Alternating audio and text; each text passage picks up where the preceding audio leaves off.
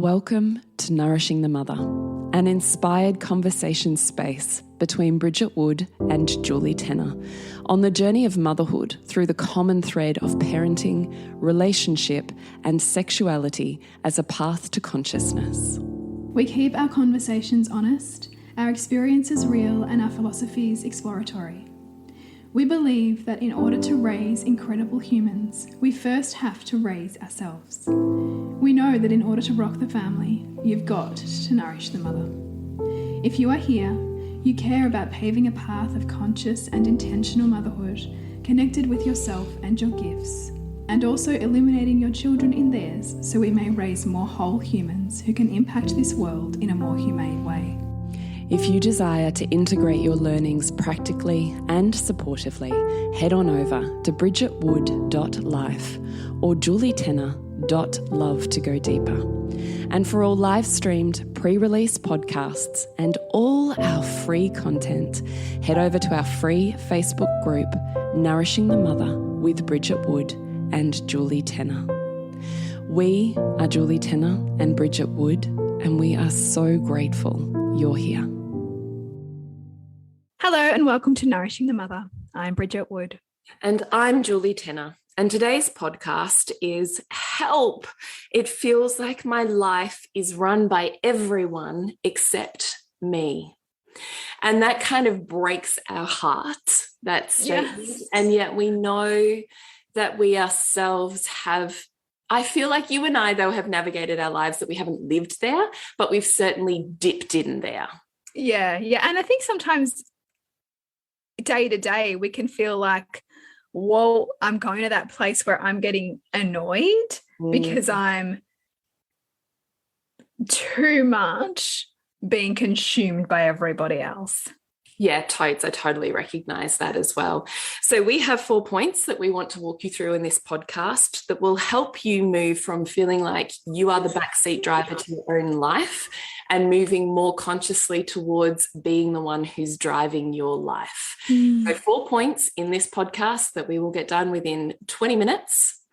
And it is 20 minutes well spent in your time. So be ready for a power-packed set of boom, boom, boom, boom, boom. Yes. And I hope our listeners love that. Sometimes we're like, bang, 20 minutes done. And other times we take you on a journey through the fields of flowers and all of the landscapes. Yes. Not tonight, though. Tonight we want to make sure if this is you, it does not have to be you. And we want you to have the tools to bring yourself out of it.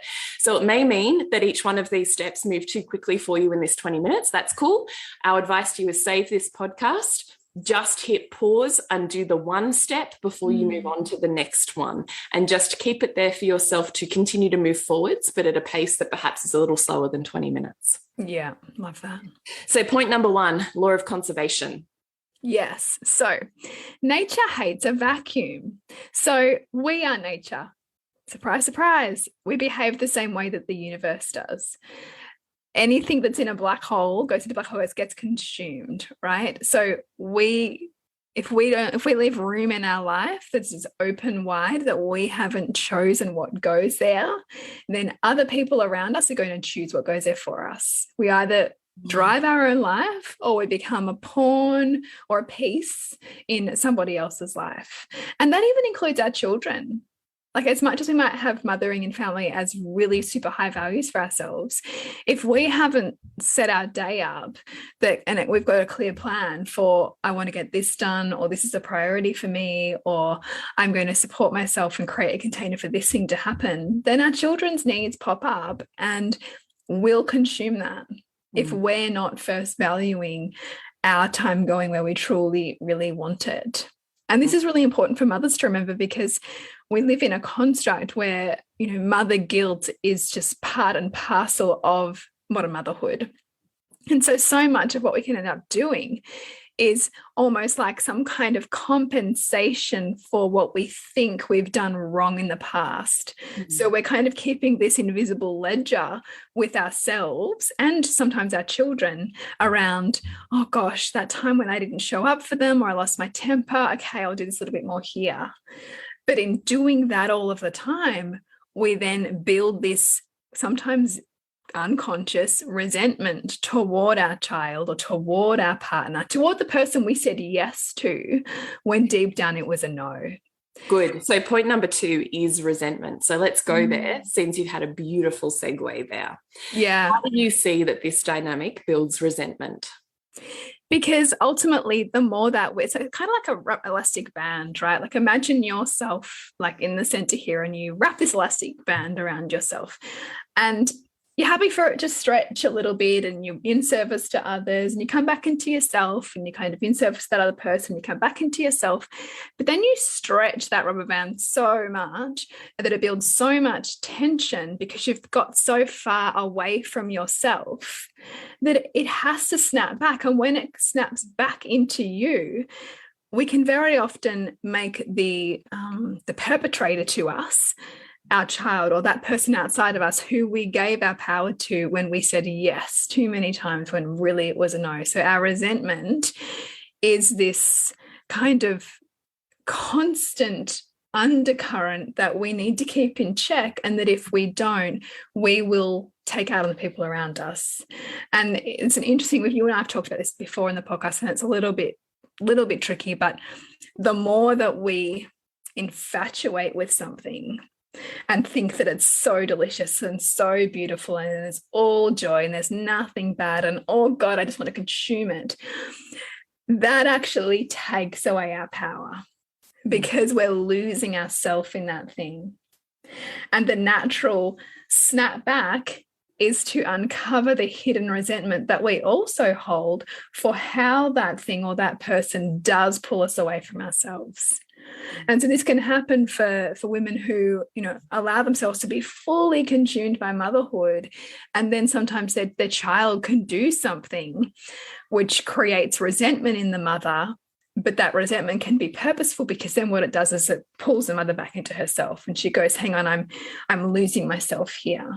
I'm allowing my life to be consumed by all of these needs of other people, when actually, what do I really want? And so and that's why I love this kind of dance between this infatuation and resentment that is natural and part of human behavior.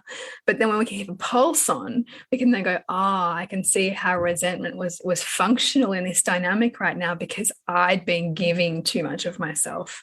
I'd been denying what was really me in order to be in relationship with that person, or, interested in that thing, but it's not really what truly brings me joy. So I've now perception flipped into this resentment in order for me to come back into me.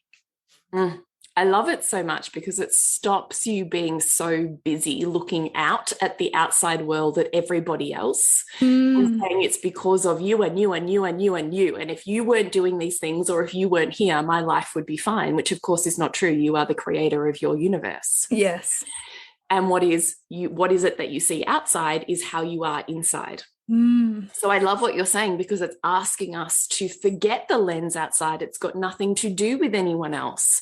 And it's got everything to do with what is the reflection here for me? What is the gift for me here? How can I love this, rather than perceive that it's still keeping me down or keeping me in a victim cycle? So I just love the power that's in that. Yeah. And sometimes we can then from here, like there's a critical point here where we go, I see myself doing this, but then I'm worried that if I pull back, how will, say, my child's highest values get met, because I'm the one who supports that, or I'm the one who is the vehicle for that.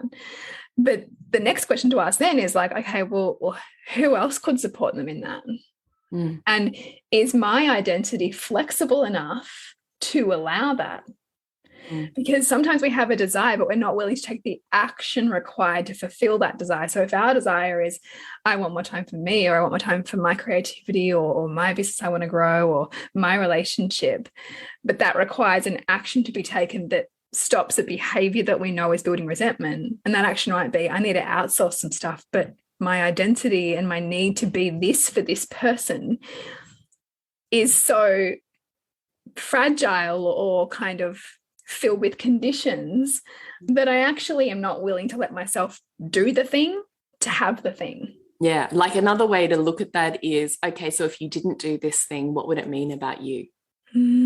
because that's when you can see that you're in service for what you think is so, about the other, but in actual fact is completely self-consumed because you can't not do that thing because of the fear of what it will mean about you. Yeah.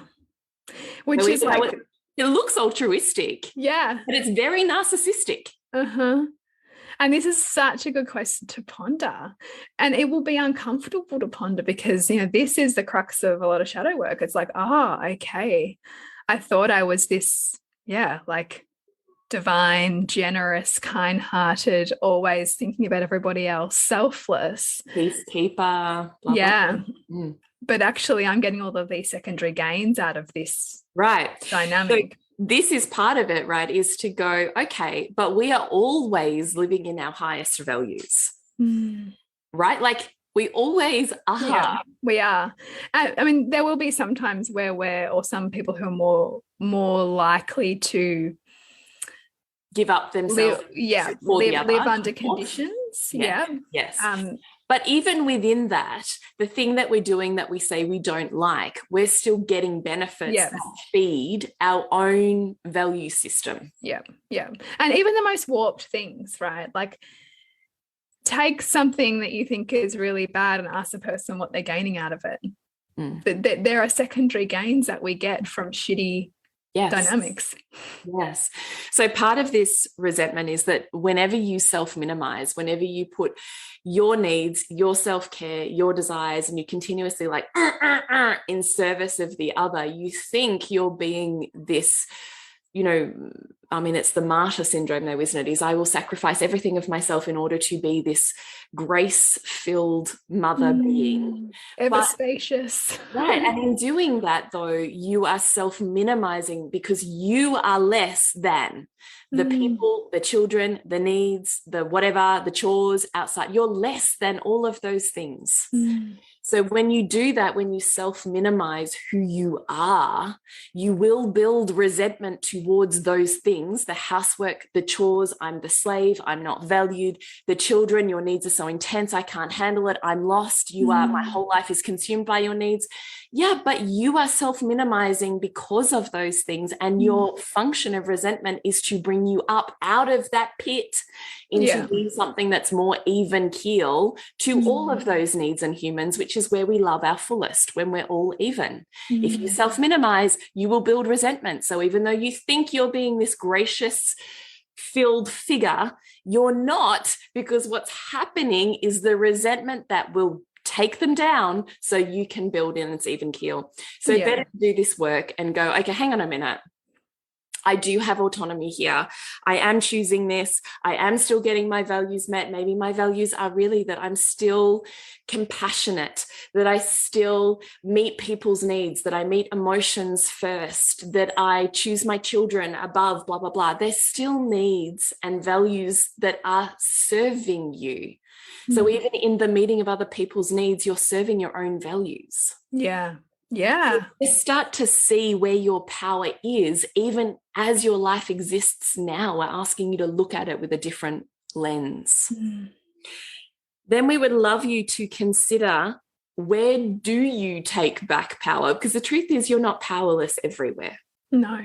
Yeah. And I love this because we can, like in this culture and society, like, we love a label. We love a, black and white, this is this, oppression versus power and all of that stuff we throw around. But ultimately, you will be powerful in various areas of your life. You'll be powerful in your highest values, likely. And your life is a balance of empowerment, disempowerment. Right. And it's just going to move all the time. Chaos and order, empowerment and disempowerment. It's going to change. Like the way that energy is always transforming form, so is your power. But what is so fascinating about this is we forget how thoroughly our human brain filters our reality. Like we really forget it. We now have a learner driver who, we're now driving, which is like freaking terrifying. And my husband said to me yesterday, he goes, oh my God, I was driving because he now drives to and from basketball and to and from school and stuff like that. He goes, I drove into the basketball the other day and all of a sudden I noticed the car park was like filled with learner drivers. I've never noticed learner drivers before. I'm like, isn't the human brain amazing? Yes. Because that amount of learners was always there. Yeah. But you only see it right now because it's now part of your lens. Yeah, you can look this up. So if you want to know how this works, it's called the reticular activating system, the RAS system in the brain. And that's what it does. So it's kind of like you didn't notice anyone had the same car you drive until you buy that car. You're like, oh my God, everyone has it. Or you didn't notice the L plates until you get your L's and you're like, oh my God, there's all these L platers. Yeah, exactly. Or you didn't notice the pregnant women until you're yearning to be pregnant. And now you see them and then everyone's pregnant. Right. So this is why we want to do this work consciously, to go, okay, I'm seeing my world as powerless, but where is my power? Let me see my power. Let me filter to see my power, because I will build this equilibration within myself where I can see I have a conservation of both. Yeah. And that then removes the emotional charge. So we're asking you to see, okay, we already know all of the places that you feel disempowered. We already know them. We don't need to spend time there. Yeah. What we want you to spend your time is consciously asking, where do I have my power? Where do I have power? Where am I powerful? Is it in my parenting? Is it in my wellness? Is it in my emotional intelligence? Is it in my self-growth and self-mastery? Is it in my relationship? Is it in my body connection? Is it in my social community life? Is it in my work and what I give to the world? Is it in my finances and how I manage our family? Where is your power? Because you are not, the degree to which you see you are powerless, you are equally powerful. So where is it? I would also say there's shadow versions of this. And I would also offer that sexual function can often play into this. So having a super low, turned off sex drive, not interested, seized up, is you taking back power. So And how is, yeah, and I love that. So, you know, almost how is like your perceived sexual dysfunction something that you are participating in, power, orchestrating, because you feel you use it as a power balancer. Yeah. Right? A little bit like, if we don't wake ourselves up to where our power truly is, then we will notice ourselves overpowering our children. Wow, I was about to say, right. Because we're trying to get power, not realizing we're already powerful. We just haven't seen it. Exactly. Are you powerful in how you have total control over how your kids are parented? That might mean it can only be you, but there's power in that. Yeah. You have total domination over that. And, you know, we see these dynamics show up also in disordered eating, right? Like it can be a real, you know, effort to exact power over yourself, or, you know, over potentially sometimes unconscious traumas by how you eat. Yeah. What you eat and what you don't eat. Totally. Actually, I had coffee with this woman on Instagram called Rainbow Fire Love Queen, and she's like full on and full color. And I just adore her. And she is just like straight up as a coach, which is part of what I love. And I was sitting at coffee with her the other day, and she said, you know, I won't work with just anyone. You have to be ready for that like sting. And she said, even I had this anorexic person who was struggling with anorexia come into my office, and she said, you know, I'm ready to work with you. And this woman looked at her and went, no, you're not. Come back when you are. Wow. And this girl was like, what do you mean? Like, I have this eating disorder and I'm so struggling. And she's like, no, you're not. You're the strongest fucking person I've ever met. Are you kidding me? You literally starve yourself beyond your survival mechanisms. How could there possibly be someone more powerful than you? So until you're ready to own your power, don't you walk back into my office. Oh, fuck, that's so good. And I was like, fuck. I mean, that would trigger so many people, but like, talk about like cool. I love hearing it though, right? Because she's a naturopath like me who has found herself in this world of using her skill set in a really intuitive and different way. And she works with startups and startup companies and their CEO management teams. Right. So it's so fascinating to listen to this story. So I was loving just this like woman. She went, oh, like, holy shit, how did this person go? She goes, oh, she fucking hated me. And then about 3 months later, she came back and she sat down on my chair and said, you're right, I'm ready. Wow. And she changed her life. That's amazing. Because she owned her power. Yeah. God, that's powerful, hey? Isn't it, right? So where do you have power? Where do you have domination? Is it in how your kids eat? Is it in how your family eats? Is it in the clothes you wear, the sustainability choices you choose, the way that you navigate your family and your community and your social life, your money, your parenting, your sexuality? Yeah. Like, you fucking have power. Where is it? Own it. Own it like the fucking queen you are, because you're a queen. Wake it up. Yeah. Yes. You want to be conscious of where your power is, because that is what will equilibrate you, having the perception that someone else is driving your life. Because the truth is, it's not. No one is. It's a perception. Yes, our time will be sucked by other people if we don't govern our time, but our life will still be led by our top values. Yeah. This podcast is brought to you by the offers we currently have on in our world. So over at bridgetwood.life, you can find out more about the Reimagining Motherhood membership. It's the place where conscious parenting and the whole woman collide to empower you in motherhood. And you, Jules? Over at julietenner.love is the online couples workshop experience. It's 12 dates that you join from the comfort of your bedroom or lounge room, cameras off, guided by me over a 12-month experience. So one date at the beginning of each month that inspires the support and the change that you can create in the rest of your month. So it's a set it and forget it healthcare system for your relationship. You can find out more at julietenner.love. How would we, because you and I have both done different kinds of work looking at like inclusion and discrimination and, all of the barriers to entry for many people in society. A lot of this kind of like personal development work can sit very jarringly when you line it up with social justice issues, right? And so I find it fascinating when in the same breath we're talking about all this stuff, and then there'll be people who are like, yeah, but what about da, da, da, da, da.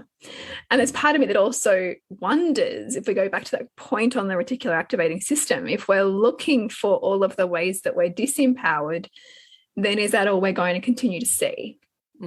So can we also, and I'm just posturing this, can we also apply this question to, where we look at the systems of oppression in our culture, and how in some ways are they also there from a universal law dynamic to attempt to wake people up to where they're not exercising their power, or to be so angry enough to uprise and take power? I mean, I definitely think that's part of the conversation. I don't know if, as a privileged white woman, that's a conversation that I have the right to enter, or even remotely center myself within. So I also don't feel like that's a conversation that I'm ready to have. I think I'm still really deeply in the observation and learning and decolonialization phase of the work. Where that instantly took me to, though, was I've been, as you have, Bridgie, been working fairly constantly on my bias and on my colonialization for, I don't know, 2.5-ish years, 3 years maybe. So it's been a long haul and a lot of money and a lot of emotional investment and all of the things, which is exactly what it should be as a journey as a white privileged person. Exactly what it should be. I still feel like I'm really far, but I can see things that I didn't used to be able to see. And so those things have translated across into how I navigate myself within my businesses. But I really struggled with that, particularly within the tantric space, because it's still very gender binary. And even just in my social media feed, which is clearly very white woman.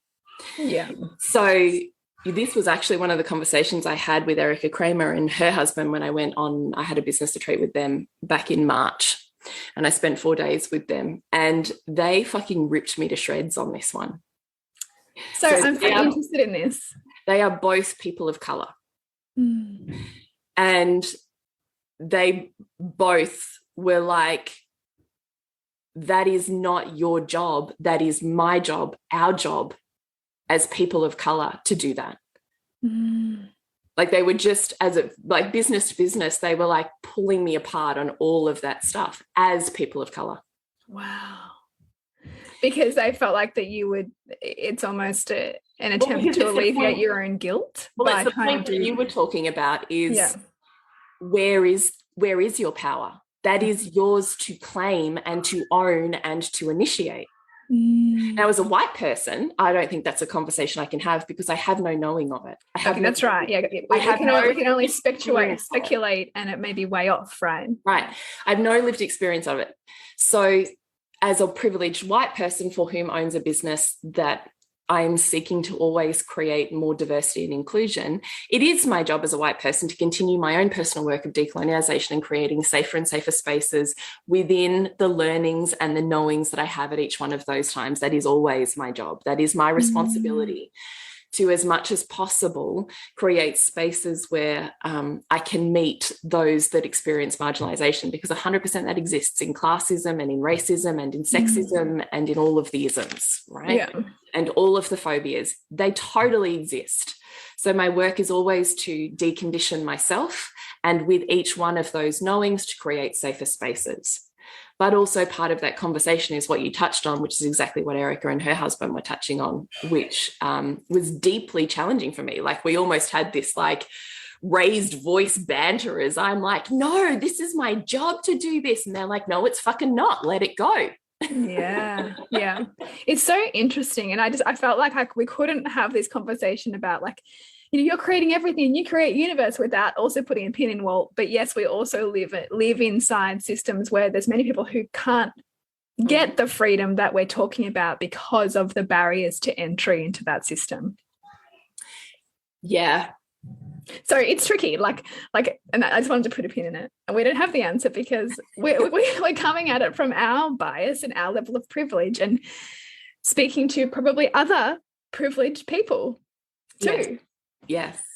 So within your privilege, where's your power? Yes. Yeah.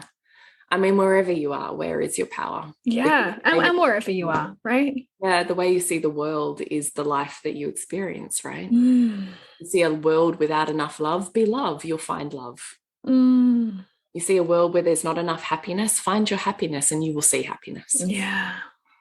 So it doesn't matter where you're at, you still have a level of co-creation in that world, but it starts from within. I really love this because I definitely feel like I spent a lot of my 20s trying to change the world outside.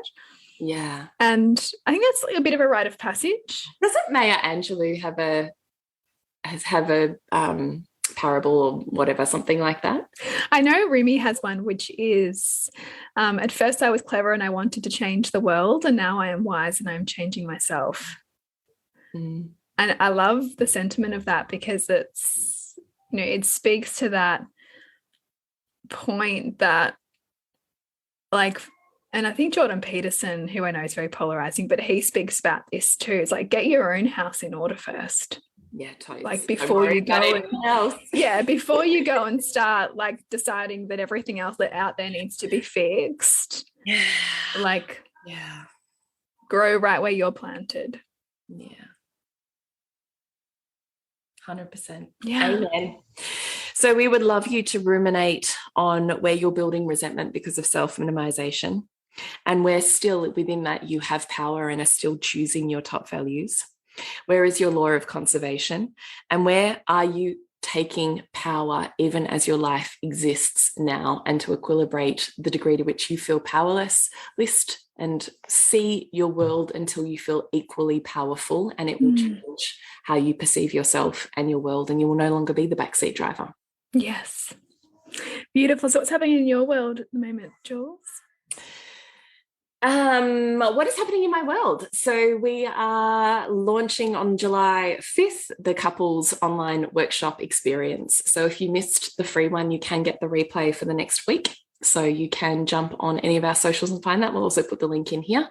So this is a once a month date night. That's an hour. You give me an hour and a half a month for the next 12 months and I will change your relationship one activity at a time. And again, so I have actually personally signed us up to this because I know I'm so like, there's always this weird moment where my beautiful friends, and you're a deep, like loving, nurturing friend. And I'm like, wow, like the depth of responsibility that I feel knowing you and knowing that knowing someone and saying, I still want to be led by you, I think is actually even harder than not personally knowing someone. Don't you think? Yeah, because knowing someone really closely, like you know all of them, right? Yeah. And you're still saying, I choose to be led by you.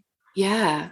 And it's because I know what beautiful containers you hold. And also I know like at every level, we all need mentorship. And I have a great relationship, but I still want it to be better. Right. So, this is the thing. It doesn't have to be broken. Yeah. And also like, because parenting is such a high value for both my husband and I, that can easily crowd out the value that we have on connecting with each other. Yes. So I need systems and structures outside of me that can also hold me accountable to really nurturing that other value too. And so I look to, just like I look to my account to help my business, you know, be like dot the I's and cross the T's. And I have a business coach. I also want other mentorship that helps me expand in the areas that are important to me, right? Yeah. So yeah, I'm really excited. I agree. I'm super excited to have you in there too. I really am. I'm actually super excited about the dates. Like I'm excited about the fact that we can spend an hour and a half once a month that I know I'm just setting up, do this, here's the activity, here's the why, go. Yeah. It's the activity, here's the why, go.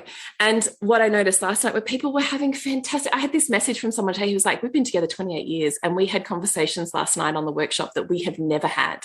That's so cool. How cool is that? So I was like, this is what I want. This is so great. So I would love you to come and join that. You can find out about 12 months of dating with me on any of the places at julietenner.love and also at Nourishing the Mother.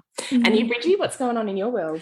I am opening up a very limited number of 1-to-1 3-month kind of mentorship situations with people. And I would also say, if you've never worked with Bridgie before, she is devoted in the way that she meets you. Thank you. I really see that in you. I really, really love working 1-to-1. And I love it actually too, because every woman that I work with, because of this podcast, brings me all of herself. How cool is that? In the first session. So good. Like, let's just clear out the niceties. We haven't got time. Let's just which is so good. Because I reveal myself in this podcast, so you feel safe to reveal yourself with me. So I'm excited about that. So if you are interested in working 1-to-1 and also coming in as part of the Reimagining Motherhood membership, which will also support your growth, then check out my website, bridgetwood.life. What would people work one-on-one with you for? It's interesting because I think some people think that they're coming in to talk about parenting stuff, but it always goes back to yourself. So it'll often be identity shifting, kind of like, you know, where is my values at right now? It might be relationship tussling and struggling with resentments or struggling with communication. It might be looking at your child differently and seeing what they're mirroring for you. So it's typically self-parenting or family dynamic stuff. And also sometimes it's like claiming yourself, a little bit like this topic we're having about power. It's like me reflecting to you what you intuitively sense is there, but that you almost need somebody to reflect back, which is so beautiful. So beautiful. So beautiful. So bridgetwood.life and julietenner.love, and you can find us at nourishingthemother.com.au, Nourishing the Mother on Facebook and Instagram. We would love your messages. We love your emails. We read and respond. We're very social on the socials, and we would love to hear if you have a podcast suggestion, a topic you would like to explore with us, or a question that you would love us to riff on, and it can be completely anonymous. So please reach out, and we would love to take the conversation where you need it to go. Yes. Remember to nourish the woman, to rock the family. And we'll see you next week when we continue to peel back the layers on your mothering journey. Thank you so much for listening. We literally couldn't do this without you. Please share this podcast with anyone you think it would be medicine for. If you desire to integrate your learnings practically and supportively into your life, then head on over to bridgetwood.life or julietenner.love to go deeper. And if you feel like giving back a little to this free content, please rate us on iTunes or Facebook, all of which helps the podcast reach more mamas who need this type of tonic for the soul.